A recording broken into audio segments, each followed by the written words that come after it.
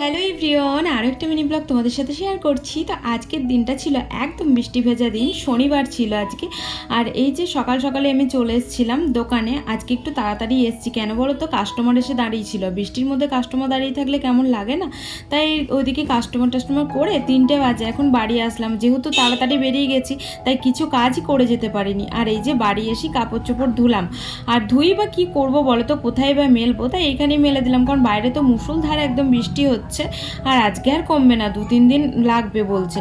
আর এই যে খাওয়া দাওয়া করেই চলে এসেছিলাম, আর দোকানে আসার পরই দেখছি আমার চোখের মধ্যে কিছু একটা হয়েছে। ওই যে তোমাদেরকে বলি না যে চোখের মধ্যে আমার কিছু একটা প্রবলেম আছে, যখন এই মাঝে সাঝে লাল হয়, তারপর এই শিরা দেখা যায়, অ্যালার্জি টাইপের কিছু একটা হয়। প্রচণ্ড কুটকুট করছিল আর প্রচণ্ড ব্যথাও করছিল।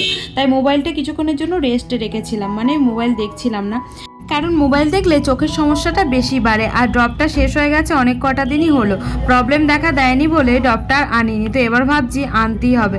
আসলে ডাক্তার আমাকে বলেছিল টানা 1 বছর পর্যন্ত লাগাতে, তো 1 বছর হয়ে গেছে বলে আমি আর কি ওটা বন্ধ করে দিয়েছিলাম। দেখি আনতে তো হবেই এবার। আর এই যে এখন বিস্কুট নিয়ে এলাম একটা, কারণ সন্ধে লেগে গেছিলো, খিদে পেয়েছিল। তো চলো আজকের মতন টাটা।